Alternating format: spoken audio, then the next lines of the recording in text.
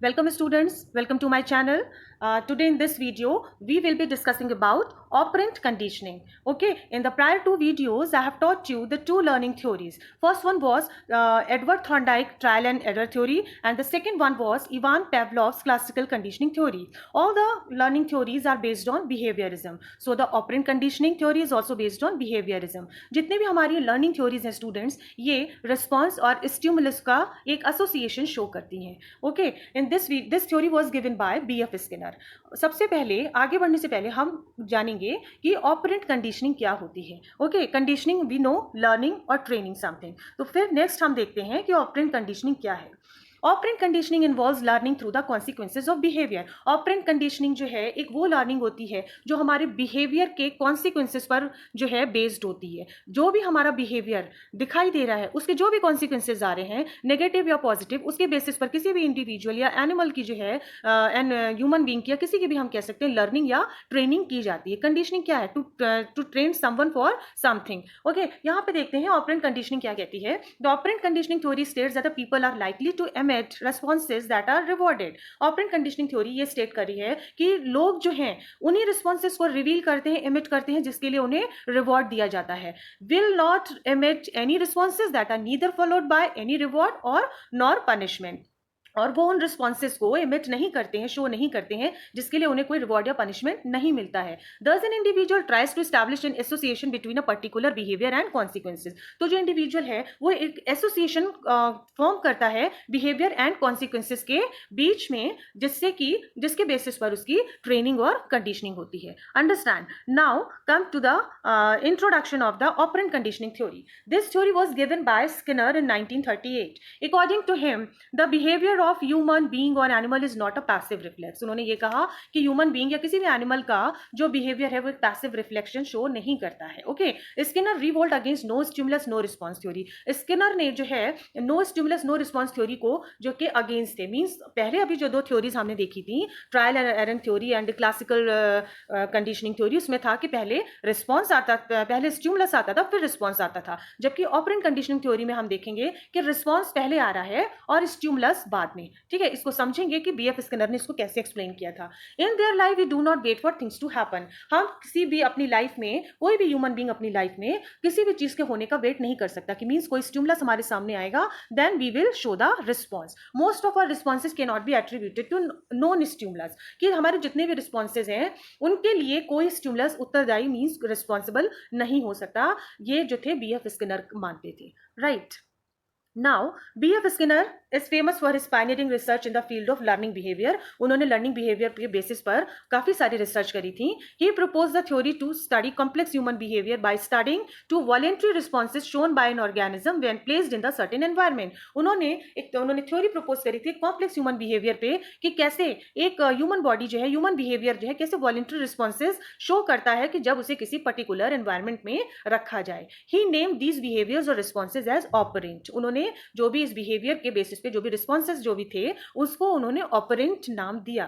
Okay, BF Skinner is also called the father of operant conditioning learning. तो basically ये theory जो थी operant conditioning learning theory was given by BF Skinner. Now we will understand concept of operant conditioning. अब उन्होंने जो operand term दिया था, operand होता क्या है, ठीक है, ये देखेंगे हम. Operant is an act which constitute an organism for doing something. Operant एक वो एक्ट होता है जो किसी ऑर्गेनिज्म को कुछ करने के लिए, उस कोई एक्ट करने के लिए फॉर डूइंग समथिंग जो है वो उसको जो है फोर्स करता है, एक्साइटमेंट उसके अंदर आता है कि दैट मीन्स उस ऑर्गेनिज्म को वो एक्ट करना है, वो बिहेवियर, वो रिस्पॉन्सेज देने हैं. अब रिस्पॉन्सेज क्या होते हैं? Skinner put forward the idea that most of our responses can not be attributed to unknown stimulus. अब उन्होंने रिस्पॉन्सेज को, स्किनर ने क्या कहा कि कोई भी रिस्पॉन्सेज हमारे किसी भी नोन या अननोन स्टिमुलस के बेसिस पर नहीं आ सकते हैं. मींस रिस्पॉन्स का जो है रिलेशन स्टिमुलस से इस तरह का नहीं है कि पहले हमें स्टिमुलस दिखे तभी कोई रिस्पॉन्सेज आए. ठीक है, उन्होंने इस चीज के अगेंस्ट थे और उन्होंने ये शो करा कि कोई भी ऑर्गेनिज्म जो है वो एक्ट करने के लिए, रिस्पॉन्स देने के लिए कभी भी जो है वो ट्रेन किया जा सकता है without showing any stimulus. Right. Now Skinner identified 3 types of responses और ऑपरेंट, जिसको उन्होंने ऑपरेंट नाम दिया था, दैट कैन फॉलो बिहेवियर, जो बिहेवियर को फॉलो करने के बाद जो है वो रिस्पॉन्सेज आते हैं. Number one was neutral operant. Neutral operants क्या होते हैं? रिस्पॉन्सेज फ्रॉम द एनवायरमेंट, वो रिस्पॉन्सेज जो एनवायरमेंट से मिलते हैं, दैट नीदर इंक्रीजेज और decrease the probability of behaviour being repeated. जो भी कोई बिहेवियर रिपीट किया जा रहा है तो वो उसको ना तो आगे मोटिवेट करते हैं, इंक्रीज करते हैं आगे उस बिहेवियर को दोबारा शो करने के लिए, या ना ही उसको सप्रेस या डिक्रीज करते हैं. मतलब मीन्स उसका बिहेवियर पे कोई अफेक्ट नहीं होता है. वो न्यूट्रल ऑपरेंट्स और रिस्पॉन्सेज. राइट. रीइंफोर्सर्स क्या होते हैं? रीइंफोर्सर्स मीन्स जो किसी चीज को मोटिवेट करे, कुछ अच्छा करने के लिए या फिर कुछ बुरा करने के लिए. Responses from the environment that increases the probability of behaviour being repeated. वो रिस्पॉन्सेज एनवायरमेंट से जो किसी बिहेवियर को फोर्स करते हैं, रीइंफोर्स करते हैं बार बार रिपीट करने के लिए, है ना, बार बार उस चीज को मोटिवेट करने के लिए, एक्ट करने के लिए, मीन्स कोई पॉजिटिव रिस्पॉन्स आ रहा है ना. रीइंफोर्सर्स मीन्स मोटिवेट करना, आगे बढ़ाना, इन्फ्लुएंशियल होना. रीइंफोर्सर्स कैन बी इधर पॉजिटिव और नेगेटिव. रीइंफोर्सर्स भी नेगेटिव या पॉजिटिव हो सकते हैं. कैसे, इसे हम आगे भी क्लियर करेंगे. Punishers, responses from the environment that decreases the likelihood of a behavior being repeated. तो वो environment, वो responses जो environment से हमें मिलने और हमारे उस behavior को दोबारा repeat करने के लिए decrease करे कि हम वो काम दोबारा ना करें, ऐसे response आए. Punishment weakens behavior. जो भी punishers नाम से पता चल रहा है कि means कुछ negative जो है response हमें मिल रहे होंगे किसी act से जो हमारे behavior को weakens कर रहे हैं, ठीक है, जिसके हमें जो है negative response आ रहे हैं. Understand? Now come to the reinforcement in operant conditioning. अब रीइंफोर्समेंट जो है वो ऑपरेंट कंडीशन में बेसिकली है क्या? Reinforcement is in any event that strengthens और increases the behaviour it follows. ठीक है, रीइंफोर्समेंट मैंने बताया ना, कोई मोटिवेशन जो हमारे बिहेवियर को स्ट्रॉन्ग करता है, स्ट्रेंथन करता है, हमारे बिहेवियर को इंक्रीज करता है एक अच्छा रिस्पॉन्स देने के लिए. There are two kinds of reinforcers. Number one was positive reinforcers. ये क्या है, देखिए इसको एग्जाम्पल के थ्रू समझाया गया है. Positive reinforces are favourable events और outcomes that are presented after the behaviour.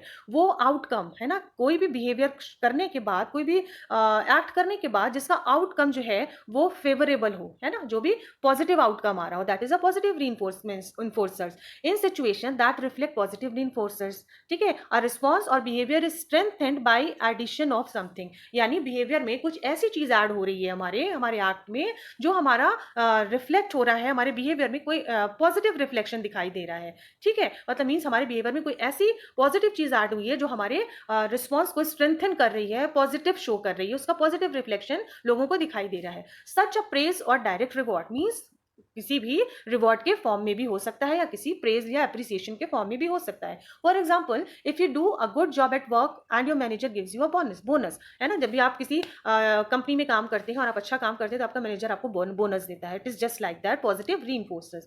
Now come to the negative reinforcers. It involves the removal of an unfavourable events और outcomes after the display of a behaviour. Means हमारे behaviour में कुछ ऐसी चीजें negatively add हो रही हैं जिसका नेगेटिव आउटकम जो है हमारे बिहेवियर शो कर रहा है. ठीक है, that is a negative reinforcers. In this situation, a responses is strengthened by a removal of something considered unpleasant. Means जो हमारे बिहेवियर में कुछ ऐसी चीज ऐड हो गई थी नेगेटिव, जिसका रिस्पॉन्स आ रहा था, नेगेटिव रिफ्लेक्शन बिहेवियर में आ रहा था, उसको हम वहां से रिमूव करते हैं. हम कोशिश करते हैं कि वो अनप्लीजेंट जो समथिंग ऐड हुआ है हमारे बिहेवियर में, वो हम उसको किसी तरह से रिमूव कर दें. For example, if your child starts to scream in the middle of grocery store but stops once if you hand him a treat, है ना, मान लीजिए कोई बच्चा है अपने पेरेंट्स के साथ किसी मॉल में, किसी ग्रोसरी स्टोर में गया है और वो जोर जोर से रोना चिल्लाने लगता है, तो आप उसको चुप कराने के लिए क्या करोगे? उसके हाथ में कुछ कोई टॉफी पकड़ा दोगे, कोई चॉकलेट पकड़ा दोगे. You will be more likely to hand him a treat the next time if he starts to scream, है ना. आप हर बार यही कोशिश करोगे कि अगर ये चिल्लाएगा, इफ ये स्क्रीम करेगा हमारा बच्चा, तो हम इसके हाथ, इसको कोई ट्रीट दे देंगे, कुछ इसको दे देंगे जिससे ये स्क्रीमिंग बंद कर दे.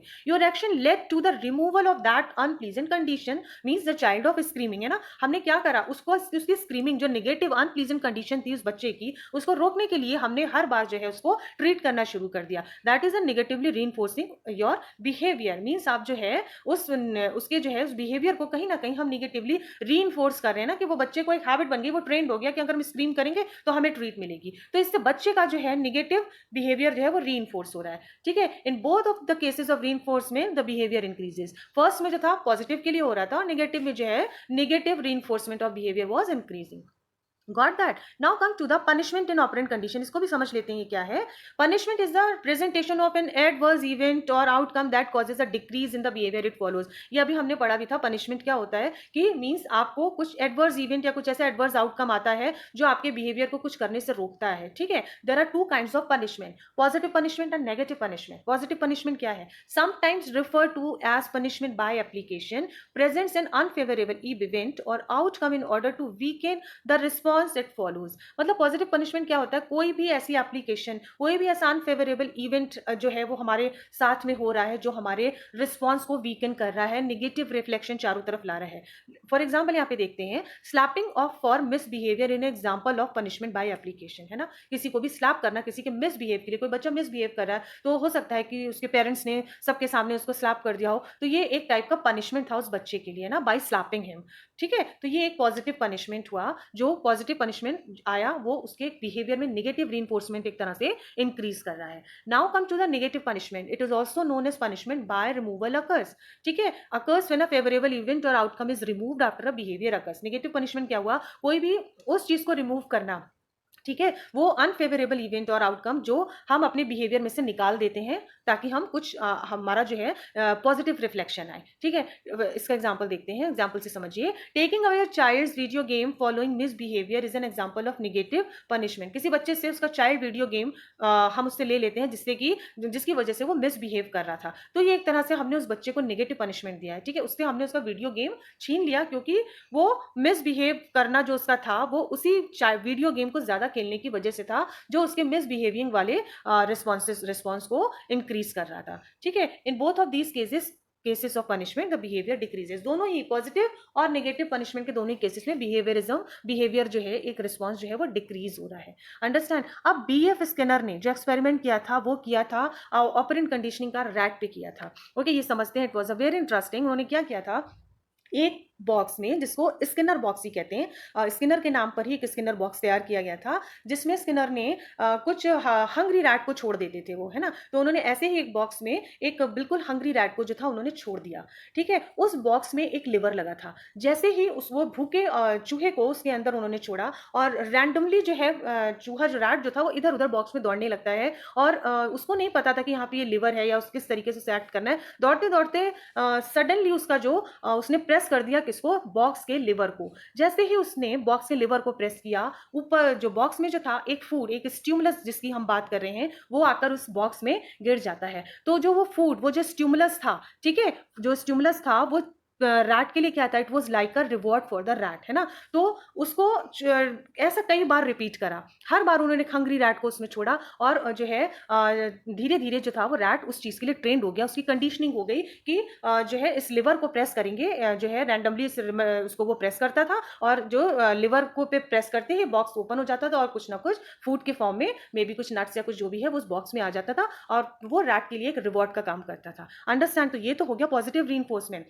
लेकिन बीएफ स्किनर ने उस स्किनर बॉक्स में क्या कर रखा था? एक इलेक्ट्रिक करंट भी दे रखा था. ठीक है. इलेक्ट्रिक शॉक दे रखा था. तो जैसे ही हंग्री रैट को वो उसमें छोड़ते थे तो रैट को जो है वो इलेक्ट्रिक शॉक्स लगते थे. अब उस इलेक्ट्रिक शॉक से वो खुद को बचाने के लिए क्या करता था, जो है इमीडिएटली, क्योंकि वो उस चीज के लिए ट्रेंड हो चुका था, वो इमीडिएटली लिवर को प्रेस कर देता था खुद को शॉक से बचाने के लिए, है ना. तो जैसे ही वो लिवर को प्रेस करता था उसके सामने फूड आ जाता था. हर क्योंकि वो तो इस चीज के लिए ट्रेंड हो चुका था कि बॉक्स में जाते भी छोटा सा बॉक्स है, ज्यादा स्पेस होती नहीं, वो भागता था और हर बार जो है लिवर को वो प्रेस कर देता था और उसके सामने फूड आ जाता था. तो वो उस चीज के लिए ट्रेंड हो चुका था. और लेकिन वो इसको करता क्यों था? उस नेगेटिव रीइंफोर्समेंट जो क्या था यहाँ पे, इलेक्ट्रिक शॉक था. इलेक्ट्रिक शॉक से बचने के लिए वो हर बार लिवर को प्रेस कर देता था. क्यों? क्योंकि लिवर को ऑन करते ही, प्रेस करते ही इलेक्ट्रिक शॉक ऑफ हो जाता था.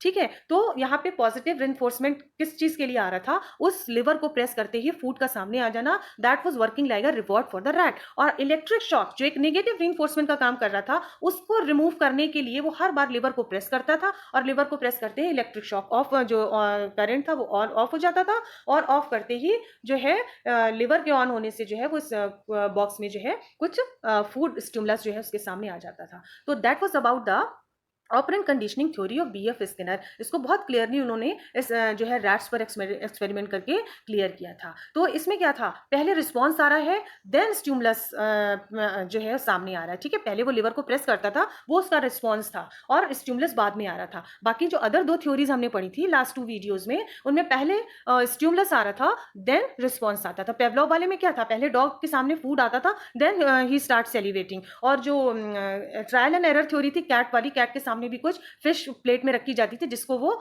वहां तक पहुंचने के लिए उस लिवर को रैंडमली प्रेस कर देती थी। ओके, तो ये 3 थ्योरीज में ये डिफरेंस था। जो ऑपरेंट कंडीशन है, it was SR theory also, RS theory कहते हैं इसको, क्योंकि रिस्पॉन्स पहले आ रहा है, स्टिमुलस बाद में आ रहा है। So I hope guys it is clear to you all.